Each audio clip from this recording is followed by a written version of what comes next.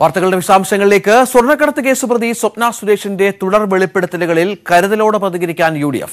മുഖ്യമന്ത്രിക്കും സർക്കാരിനുമെതിരെ നിലവിലെ പ്രക്ഷോഭങ്ങൾ തുടരും. പുതിയ വിവാദങ്ങളിൽ ഹൈക്കോടതി ജഡ്ജിയുടെ മേൽനോട്ടത്തിൽ അന്വേഷണം നടത്തണമെന്ന ആവശ്യം ശക്തിപ്പെടുത്തി മുന്നോട്ടു പോകാനും ധാരണയായി. അതേസമയം വിമാനത്തിൽ മുഖ്യമന്ത്രിയെ ലക്ഷ്യമാക്കി നടത്തിയത് വധശ്രമമെന്ന് CPM സംസ്ഥാന സെക്രട്ടറി കോടിയേരി ബാലകൃഷ്ണൻ പറഞ്ഞു. EP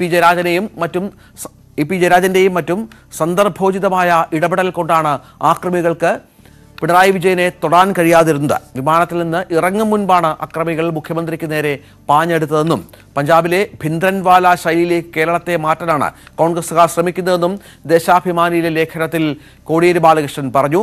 TG സജിത്തും MS അനീഷ് കുമാറും ഏറ്റവും പുതിയ വിവരങ്ങൾ പങ്കുവെക്കും. ആദ്യം സജിത്തിലേക്ക്. സജിത്ത്, കോടിയേരി ബാലകൃഷ്ണന്റെ ഈ വിഷയവുമായി ബന്ധപ്പെട്ട നേരത്തെ പറഞ്ഞതിൽ നിന്ന് കുറച്ച് വ്യത്യസ്തമായ അദ്ദേഹം കാര്യങ്ങൾ ദേശാഭിമാനി ലേഖനത്തിൽ എഴുതിയിരിക്കുന്നു. ഒരു കേസ് ഇതുമായി ബന്ധപ്പെട്ട് പോലീസിന്റെ ഭാഗത്തുനിന്നുണ്ട്. ഇന്നലെ തെളിവെടുപ്പ് അടക്കം നടത്തിയിരുന്നു. സ്വാഭാവികമായും ഈ കേസിന് ശക്തി പകരുക, അത്തരത്തിൽ ഒരു നിലപാടെടുക്കുക എന്ന് തന്നെയാണോ ലേഖനത്തിലൂടെ കോടിയേരി ലക്ഷ്യം വെച്ചിരിക്കുന്നത്?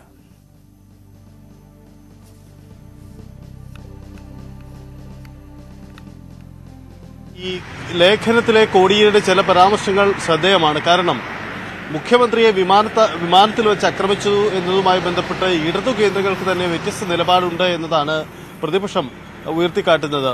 പ്രതിപക്ഷ നേതാവ് അടക്കമുള്ളവർ ഇത് ചർച്ചയാക്കുകയും ചെയ്തിട്ടുണ്ട്. അതായത് മുഖ്യമന്ത്രിയെ വിമാനത്തിൽ വെച്ച് ആക്രമിച്ചു എന്ന് ഇൻഡിഗോ റിപ്പോർട്ട് ഉള്ളപ്പോഴും CPM സംസ്ഥാന സെക്രട്ടറി കോടിയേരി ബാലകൃഷ്ണൻ അദ്ദേഹം കണ്ണൂരിൽ പ്രസംഗിച്ചത് അദ്ദേഹം വിമാനത്തിൽ നിന്ന് ഇറങ്ങിയതിനു ശേഷം, അതായത് മുഖ്യമന്ത്രി വിമാനത്തിൽ നിന്ന് ഇറങ്ങിയതിനു ശേഷമാണ് അക്രമം ഉണ്ടായെന്ന്. എന്നാൽ ഇന്നത്തെ കോടിയേരിയുടെ ലേഖനത്തിൽ മുഖ്യമന്ത്രിക്ക് വിമാനത്തിനുള്ളിൽ വെച്ച് തന്നെ അക്രമം നേരിടാൻ സാഹചര്യമുണ്ടായി, EP ജയരാജന്റെയും മറ്റും ഇടപെടലാണ് ഇതിന് തടയിട്ടത് എന്ന് കോടിയേരി വിശദീകരിക്കുന്നു. ഈ തരത്തിൽ രഞ്ജിത്ത് സൂചിപ്പിച്ച പോലെ കൂടുതൽ വ്യക്തത വരുത്തി, കൂടുതൽ വിശദീകരണം നൽകിക്കൊണ്ട് മുഖ്യമന്ത്രിയെ ആക്രമിക്കാൻ, മുഖ്യമന്ത്രിയെ വധിക്കാൻ പദ്ധതിയിട്ടു എന്ന തരത്തിലേക്ക് ഈ വിഷയത്തെ കൊണ്ടുവരിക തന്നെയാണ് CPMന്റെ നീക്കം. ആ തരത്തിലുള്ള വിശദീകരണം തന്നെയാണ് നൽകിയത്. അതേസമയം പ്രതിപക്ഷമാവട്ടെ വളരെ കരുതലോടെ ഈ വിഷയത്തിൽ നീങ്ങാനാണ് അവരും തീരുമാനിച്ചിരിക്കുന്നത്.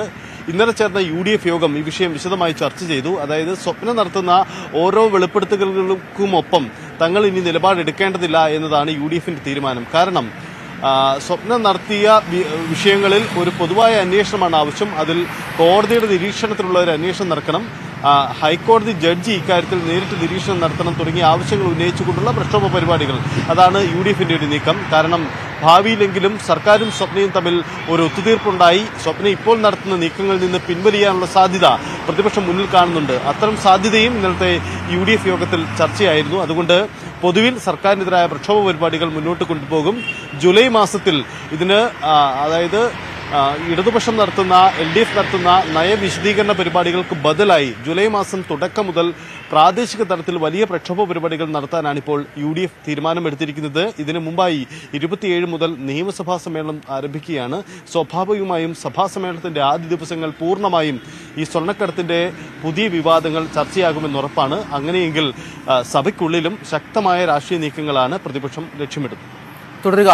MS അനീഷ് കുമാറുണ്ട്. അനീഷ്, അന്വേഷണം അത് ആരംഭിച്ചിട്ടുണ്ട്. ഇന്നലെ വിമാനത്തിലടക്കം തെളിവെടുപ്പ് നടത്തിയ പശ്ചാത്തലമൊക്കെ നമ്മൾ കണ്ടതാണ്. മുഖ്യമന്ത്രിയുടെ ഗൺമാനെ ഒപ്പം കൂട്ടിയാണ് അന്വേഷണ സംഘം തെളിവെടുപ്പ് നടത്തിയത്. പ്രതിപക്ഷത്തിന്റെ ആവശ്യം ഈ പറഞ്ഞതുപോലെ ഈ വിഷയങ്ങളിലൊക്കെ കൃത്യമായ ഒരു അന്വേഷണം വേണമെന്ന് തന്നെയാണ്. ഈ അന്വേഷണ സംഘത്തിന്റെ നീക്കം ഏത് രീതിയിലാണ്? ഈ പ്രതികളെ വിട്ടുകിട്ടുക, കസ്റ്റഡിയിൽ കിട്ടുക എന്ന കാര്യത്തിലൊക്കെ അവർ കോടതിയിൽ നീക്കം നടത്തുന്നുണ്ടല്ലോ.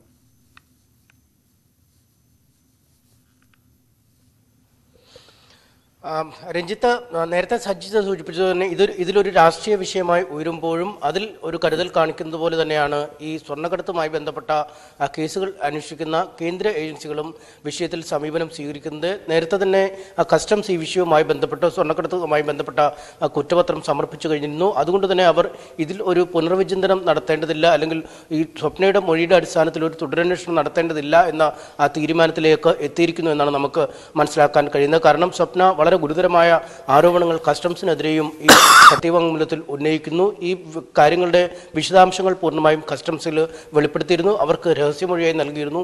എങ്കിലും കൃത്യമായ ഒരു അന്വേഷണം നടത്തുന്നതിന് കസ്റ്റംസ് തയ്യാറായിട്ടില്ല എന്നാണ് സ്വപ്ന പറയുന്നത്. ഒപ്പം ഈ NIAയുടെ പക്കലുള്ള ഡിജിറ്റൽ തെളിവുകൾ, പ്രത്യേകിച്ചും മൊബൈൽ ഫോണും ലാപ്ടോപ്പും ഒക്കെ തുറന്ന് അതിൽ നിന്നും ഈ തെളിവുകൾ ശേഖരിക്കുന്നതിലും കസ്റ്റംസ് വലിയ വീഴ്ച വരുത്തിയെന്ന രീതിയിലാണ് സ്വപ്ന ചൂണ്ടിക്കാണിക്കുന്നത്. മറുവശത്താണ് ED ആണ് ഈ കള്ളപ്പണ കേസ് അന്വേഷിക്കുന്നത്. EDക്ക് വേണ്ടിയാണ് ഈ രഹസ്യമൊഴി സ്വപ്ന നൽകുകയും ചെയ്തത്. പക്ഷേ ഇത്തരത്തിൽ മൊഴി ലഭിച്ചെങ്കിൽ പോലും ഈ മൊഴിയിൽ പറഞ്ഞിരിക്കുന്ന പല കാര്യങ്ങളും നേരത്തെ പലതവണയായി സ്വപ്ന സുരേഷ് വെളിപ്പെടുത്തിയതാണ് എന്നാണ് ED വൃത്തങ്ങൾ പറയുന്നത്. എന്നാൽ കുറച്ച് കൂട്ടിച്ചേർക്കലുകളും കുറച്ച് വിശദീകരണം, അധിക കാര്യങ്ങൾ പറയുന്നതും പുതിയ മൊഴിയിലുണ്ട്. രഹസ്യമൊഴിയായി കാര്യങ്ങൾ വെളിപ്പെടുത്തുമ്പോഴും പുറത്ത് സത്യവാങ്മൂലം എന്ന രീതിയിൽ രഹസ്യമൊഴിയിലെ അതേ കാര്യങ്ങൾ തന്നെ പറഞ്ഞിരിക്കുന്നു എന്ന ഒരു സംശയമുണ്ട്. അതുകൊണ്ട് ഈ രഹസ്യമൊഴിയുടെ നിലനിൽപ്പ്, രഹസ്യമൊഴിയിൽ പറഞ്ഞിരിക്കുന്ന കാര്യങ്ങൾ ഇതിനകം പുറത്തു നിന്ന സാഹചര്യത്തിൽ അതേത് രീതിയിൽ മുന്നോട്ട് പോകും എന്നതിനെക്കുറിച്ച് ഇപ്പോഴും ഒരു വ്യക്തത വന്നിട്ടില്ല. അതുകൊണ്ട് തന്നെ ED രഹസ്യമൊഴി നേരത്തെ കോടതിയിൽ നിന്നും ശേഖരിച്ച ശേഷം അത് ED ആസ്ഥാനത്തേക്ക് ന്യൂഡൽഹിയിലേക്ക് അയച്ചിരിക്കുകയാണ്. അവിടെയും വിശദമായൊരു പരിശോധന നടത്തിയ ശേഷം മാത്രമാവും എന്ത് ചെയ്യണം എന്നൊരു കാര്യത്തിൽ തീരുമാനമെടുക്കുക. ഇതിൽ പറഞ്ഞിരിക്കുന്ന പല കാര്യങ്ങളും സമൂഹത്തിലെ ഉന്നത പദവിയിലിരിക്കുന്ന ആളുകൾ, ഉന്നത ശ്രേണിയിലുള്ള ആളുകൾ, ഒപ്പം വിദേശ രാജ്യത്തുള്ള ഷാർജ ഭരണാധികാരിയുടെ ഭാര്യ അടക്കമുള്ളവരുമായി ബന്ധപ്പെടുത്തിയാണ് കാര്യങ്ങൾ പറഞ്ഞിരിക്കുന്നത്. അതുകൊണ്ട് അക്കാര്യങ്ങളിലൊക്കെ എത്രമാത്രം ഇടപെടാൻ കഴിയും എന്നതിനെക്കുറിച്ച് ഇപ്പോഴും EDക്ക് സംശയമുണ്ട്. അത്തരം കാര്യങ്ങളിൽ വ്യക്തതയില്ലാതെ മുഖ്യമന്ത്രി അടക്കമുള്ളവരെ ചോദ്യം ചെയ്യാൻ വിളിപ്പിച്ചാൽ അത് രാഷ്ട്രീയമായ ഒരു ചോദ്യചിഹ്നമായി ഉയർത്തും എന്നൊരു സംശയമുണ്ട്. അതുകൊണ്ട് തന്നെ നേരത്തെ കസ്റ്റംസ് അന്വേഷണം നടത്തിയപ്പോഴും സ്വപ്ന സുരേഷ് ഉന്നയിച്ച കാര്യങ്ങളിൽ പൂർണ്ണമായി തെളിവ് കണ്ടെത്താൻ കസ്റ്റംസിന് കഴിഞ്ഞിരുന്നില്ല. മറുവശത്ത് നയതന്ത്ര ഉദ്യോഗസ്ഥരെ ചോദ്യം ചെയ്യുന്നതിനോ അവരുടെ മൊഴിയെടുക്കുന്നതിനോ സാധിച്ചുമില്ല. അതേ സാഹചര്യം തന്നെയാണ് ഇപ്പോഴും നിലനിൽക്കുന്നത് എന്നാണ് വിലയിരുത്തപ്പെടുന്നത്. EDയും സ്വപ്ന സുരേഷ് ഉന്നയിച്ച പല കാര്യങ്ങളെക്കുറിച്ചും അന്വേഷണം നടത്തിയെങ്കിലും കാര്യമായ തെളിവ് കണ്ടെത്താൻ കഴിയാതിരുന്നൊരു സാഹചര്യമുണ്ട്. അതുകൊണ്ട് UDF രാഷ്ട്രീയമായി ഏത് തരത്തിലുള്ള കരുതലാണ് ഈ വിഷയത്തിൽ സ്വീകരിക്കുന്നത്, അതേ കരുതൽ തന്നെയാണ് ഈ അന്വേഷണ ഏജൻസികളും സ്വപ്ന സുരേഷിന്റെ പുതിയ വെളിപ്പെടുത്തലും സത്യവാങ്മൂലവുമായി ബന്ധപ്പെട്ടും സ്വീകരിച്ചിരിക്കുന്നത്. രഞ്ജിത്ത്, സഹിത്ത് നേരത്തെ പറഞ്ഞതുപോലെ ജാഗ്രതയോടെ, കുറച്ച് കരുതലോടെയാണ് UDF നേതൃത്വം ഈ വിഷയത്തെ കാണുന്നത്, കോൺഗ്രസ് പ്രത്യേകിച്ച്. പക്ഷേ ഈ വിമാനത്തിലെ ആക്രമണവുമായൊക്കെ ബന്ധപ്പെട്ട് ഈ പ്രതികളെ പൂർണ്ണമായും തള്ളിക്കളയാൻ KPCC നേതൃത്വം തയ്യാറായിട്ടുമില്ല. നിയമപരമായി അവർക്കായുള്ള നടപടികൾ സ്വീകരിക്കുന്നുമുണ്ട് താനും. ആ തരത്തിൽ ഈ വിഷയത്തെ അങ്ങനെ ന്യായീകരിക്കത്തക്ക വിധത്തിലുള്ള നീക്കങ്ങൾ ഇന്നലെയൊക്കെ കോൺഗ്രസ് നേതാക്കളുടെ ഭാഗത്തുനിന്നുണ്ടായിരുന്നു. ആ രീതിയിൽ തന്നെ ഈ പ്രതികളെ സംരക്ഷിക്കുക, അവരുമായി ബന്ധപ്പെട്ട നിയമ നടപടികളുമായി മുന്നോട്ട് പോവുക, ഈ വിഷയം കുറച്ചുകൂടി, സ്വപ്നയുമായി ബന്ധപ്പെട്ട വിഷയം കുറച്ചുകൂടി സജീവമാക്കി നിർത്തുക, അത്തരത്തിലുള്ള നീക്കങ്ങൾ കരുതലിന്റെ ഭാഗമായി തന്നെ കോൺഗ്രസ് മുന്നോട്ട് കൊണ്ടുപോകില്ലേ?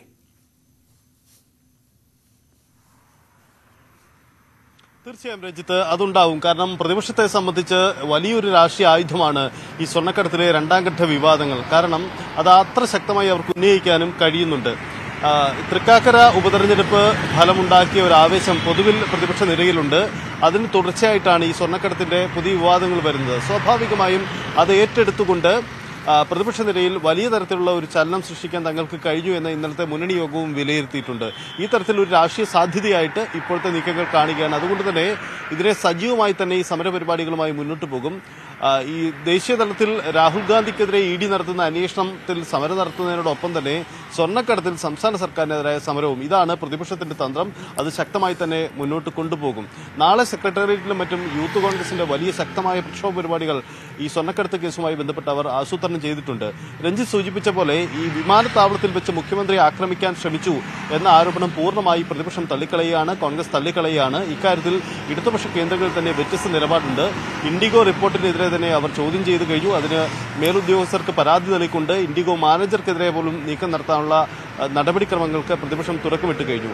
മറ്റൊന്നുകൂടി പ്രതിപക്ഷം മുന്നിൽ കാണുന്നത് ഈ വിഷയത്തിൽ സ്വപ്ന സുരേഷ് ഇപ്പോൾ നടത്തിയ നീക്കങ്ങൾ അല്ലെങ്കിൽ അവർ നടത്തിയ മൊഴികൾ, ഇക്കാര്യത്തിൽ ഒരു തിരുത്തൽ പിന്നീട് ഉണ്ടായാൽ പോലും ഇപ്പോൾ പറഞ്ഞ കാര്യങ്ങൾക്ക് നിയമപരമായ ഒരു സാധ്യത ഉണ്ടാക്കുന്ന തരത്തിൽ കോടതിയുടെ ഒരു ഇടപെടൽ ഉണ്ടാക്കാനാണ് ഇപ്പോൾ പ്രതിപക്ഷം ശ്രമിക്കുന്നത്. അതിന് ചില നിയമ സാധ്യതയുണ്ട് എന്ന് പ്രതിപക്ഷം വിലയിരുത്തി കഴിഞ്ഞിട്ടുണ്ട്. അങ്ങനെയെങ്കിൽ അതിന്റെ കൂടുതൽ നിയമോപദേശം തേടിയുള്ള നീക്കത്തിലേക്കും പ്രതിപക്ഷം തുടക്കമിടും. എന്തായാലും രഞ്ജി സൂചിപ്പിച്ച പോലെ കേരളത്തിലെ UDFനെ സംബന്ധിച്ച് ഇതൊരു രാഷ്ട്രീയ സാധ്യതയാണ് പുതിയ വിവാദങ്ങൾ. അതവർ പരമാവധി വേദികളിൽ സർക്കാരിനെതിരെ പ്രയോഗിക്കാനുള്ള നീക്കങ്ങൾക്ക് തന്നെയാണ് തുടക്കമിടുന്നത്. അനീഷ, ഈ രഹസ്യമൊഴിയിൽ പറഞ്ഞ കാര്യങ്ങൾ ഈ സത്യവാങ്മൂലത്തിലൂടെ ഏതാണ്ടെല്ലാം പുറത്തു വന്നു എന്നുള്ളതാണോ അന്വേഷണ സംഘത്തിന്റെ വിലയിരുത്തൽ? അതിനപ്പുറം ഇ ഡിയൊക്കെ രഹസ്യമൊഴിയുടെ പകർപ്പ് അവർ എടുത്തു കഴിഞ്ഞല്ലോ. അതിനപ്പുറമുള്ള വെളിപ്പെടുത്തലുകൾ കുറച്ചുകൂടി നേരത്തെ പറഞ്ഞ കാര്യങ്ങളെക്കാൾ കുറച്ചുകൂടി ഗൗരവതരമായ കാര്യങ്ങൾ, അതിനുള്ള തെളിവുകളൊക്കെ ഈ രഹസ്യമൊഴിയിൽ ഉണ്ടാകും എന്നുള്ള നേരത്തെ ചില സൂചനകളൊക്കെ ഉണ്ടായിരുന്നു. അത്തരത്തിൽ പുതിയതായി ഒന്നുമില്ല എന്നുള്ള നിഗമനം അന്വേഷണ ഏജൻസികൾക്കുണ്ടോ? അതുകൊണ്ടാണോ ഇതുവരെ കാര്യമായ ഇടപെടൽ അവരുടെ ഭാഗത്ത് നിന്ന് ഈ വിഷയത്തിൽ ഉണ്ടാകാത്തത്?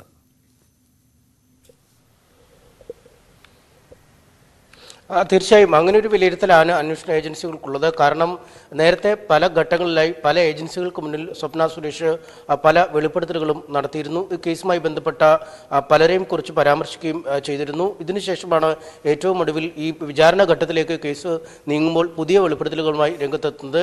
രഹസ്യമൊഴി നൽകണമെന്ന് ചൂണ്ടിക്കാട്ടി നൽകിയ സത്യവാങ്മൂലത്തിൽ തന്നെ രഹസ്യമൊഴിയിൽ പറയുന്ന മിക്ക കാര്യങ്ങളും പറഞ്ഞിരിക്കുന്നു എന്നതാണ് വ്യക്തം. രഹസ്യമൊഴിയായി ഒരു കാര്യം നൽകുമ്പോൾ അന്വേഷണ ഏജൻസികൾക്ക് കുറച്ചുകൂടി സ്വകാര്യത ഈ കേസുമായി ബന്ധപ്പെട്ട് ഉറപ്പുവരുത്താൻ കഴിയും. അവർക്ക് ആ രീതിയിൽ രഹസ്യാത്മകമായി അന്വേഷണം നടത്താൻ കഴിയും. പക്ഷേ ഈ രഹസ്യമൊഴിയിൽ പറഞ്ഞിരിക്കുന്ന ഏതാണ്ട് എല്ലാ കാര്യങ്ങളും ഒരു സത്യവാങ്മൂലം എന്ന രീതിയിൽ നൽകുമ്പോൾ ആ രഹസ്യമൊഴി രഹസ്യമായി എത്രമാത്രം നിലനിൽക്കും എന്ന ചോദ്യമാണ് അന്വേഷണ ഏജൻസികളുടെ ഭാഗത്തു നിന്നും ഉണ്ടാവുന്നത്. ഒപ്പം മറ്റു ചില നിയമപരമായ തടസ്സങ്ങളും ഇക്കാര്യത്തിലുണ്ട്. കാരണം നേരത്തെ കസ്റ്റംസിനും മറ്റുമൊക്കെ മൊഴി നൽകുമ്പോൾ ഇതിന് വിഭിന്നമായ ചില രഹസ്യമൊഴികൾ സ്വപ്ന സുരേഷ് നൽകിയിട്ടുണ്ട് എന്നാണ് നമുക്ക് മനസ്സിലാക്കാൻ കഴിയുന്നത്. ഒരു രഹസ്യമൊഴിയിൽ ഒരു കാര്യം പറയുകയും അതിന് വിപരീതമായ മറ്റൊരു കാര്യം മറ്റൊരു രഹസ്യമൊഴിയിൽ നൽകുമ്പോൾ ഈ രഹസ്യമൊഴികൾ തമ്മിലുള്ള ചില പൊരുത്തക്കേടുകൾ അത് ഈ നിയമ നടപടികൾ ഒരുപക്ഷെ ദുർബലമാക്കാൻ സാധ്യതയുണ്ട് എന്നാണ് മനസ്സിലാക്കാൻ കഴിയുന്നത്. ഒപ്പം ഈ കസ്റ്റംസിൻ്റെ ഒക്കെ അടക്കമുള്ള കേസുകൾ വിചാരണ ഘട്ടത്തിലേക്ക് നീങ്ങിയിരിക്കുന്നു. അവർ കുറ്റപത്രം സമർപ്പിക്കുകയും ചെയ്ത കേസാണ്.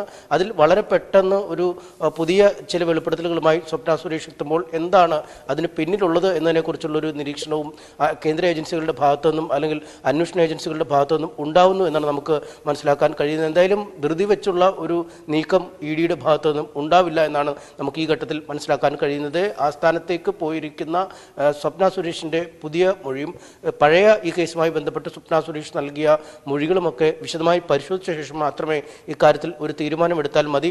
അതിനുശേഷം മാത്രം മതി ഈ അന്വേഷണം അടക്കമുള്ള കാര്യങ്ങളെക്കുറിച്ച് എന്നാണ് നമുക്കിപ്പോൾ മനസ്സിലാക്കാൻ കഴിയുന്നത്. കാരണം ഈ സ്വപ്ന ആരോപിക്കപ്പെട്ടിരിക്കുന്ന ആളുകളുമായി ബന്ധപ്പെട്ട അവരുടെ മൊഴിയെടുക്കേണ്ടതുണ്ട്. അവരുടെ സാമ്പത്തിക ഇടപാടുകൾ പ്രത്യേകിച്ചും ഈ കെ ടി ജലീലും പി ശ്രീരാമകൃഷ്ണൻ അടക്കമുള്ള ആളുകളുമായി ബന്ധപ്പെട്ട സാമ്പത്തികമായ ആരോപണങ്ങളുണ്ട്. മുഖ്യമന്ത്രിയുമായി ബന്ധപ്പെട്ട പല ആരോപണങ്ങൾ ഈ മുഖ്യമന്ത്രിയുമായി ബന്ധപ്പെട്ടൊക്കെയുള്ള ആരോപണങ്ങളെക്കുറിച്ച് പറയുമ്പോഴും അവയൊന്നും നടന്നു കഴിഞ്ഞിട്ടില്ല എന്നതാണ് ഏറ്റവും ശ്രദ്ധേയം. കാരണം ഈ IT ഹബിൽ മുഖ്യമന്ത്രിയുടെ മകൾക്ക് നിക്ഷേപം നടത്തുന്നതിനുള്ള അവസരമൊരുക്കണം എന്നാവശ്യപ്പെട്ട് ഷാർജ ഭരണകൂടവുമായി ചർച്ച നടത്തി എന്നാണ് സ്വപ്ന സുരേഷ് പറയുന്നത്. അതുകൊണ്ട് തീർച്ചയായും അക്കാര്യത്തിൻ്റെ നിജസ്ഥിതി അറിയണമെങ്കിൽ ഷാർജ ഭരണാധികാരി അടക്കമുള്ളവരുമായും ആശയവിനിമയം നടത്തേണ്ടി വരും. ഒപ്പം ഈ MA യൂസഫിലെ പോലെ വ്യവസായ പ്രമുഖനെ പുറത്തിരുത്തി നടത്തിയ ചർച്ച, അടച്ചിട്ട മുറിയിൽ നടത്തിയ ചർച്ച എന്നൊക്കെ പറയുമ്പോൾ അദ്ദേഹത്തിൻ്റെ മൊഴി എടുക്കേണ്ടി വരും. അങ്ങനെ വളരെ സങ്കീർണമായ ഒരു നടപടിക്രമങ്ങളാണ് ഇതിനു പിന്നിൽ വേണ്ടിവരുന്നത്. മുഖ്യമന്ത്രിയുടെ ഭാര്യ വജ്രാഭരണങ്ങളും സ്വർണവും നൽകാൻ നീക്കം നടത്തി എന്നാണ് പറയുന്നത്. അത് താൻ പരാജയപ്പെടുത്തി എന്ന് സ്വപ്ന പറയുന്നു. അവിടെയും ഒരു നീക്കം മാത്രമാണ് നടന്നതെന്ന് പറയുന്നു. ഇത്തരത്തിൽ പല കാര്യങ്ങളിലും കൂടുതൽ വ്യക്തത കൈവരേണ്ടതുണ്ട് എന്നാണ് പ്രധാനപ്പെട്ട വിവരം. ഏതായാലും നമുക്കിനിയും കാത്തിരിക്കാം. സ്വപ്ന സുരേഷിന്റെ ഭാഗത്ത് നിന്ന് ഈ രഹസ്യമൊഴിയുമായി ബന്ധപ്പെട്ട് എന്തെങ്കിലും കൂടുതൽ വെളിപ്പെടുത്തൽ ഉണ്ടാകുമോ, കൂടുതൽ കാര്യങ്ങൾ തുറന്നു പറയുമോ എന്ന കാര്യത്തിലൊക്കെ വ്യക്തത വരേണ്ടതുണ്ട്. MS സനീഷ് കുമാറും TG സജിത്തുമാണ് ഏറ്റവും പുതിയ വിവരങ്ങൾ പങ്കുവച്ചത്.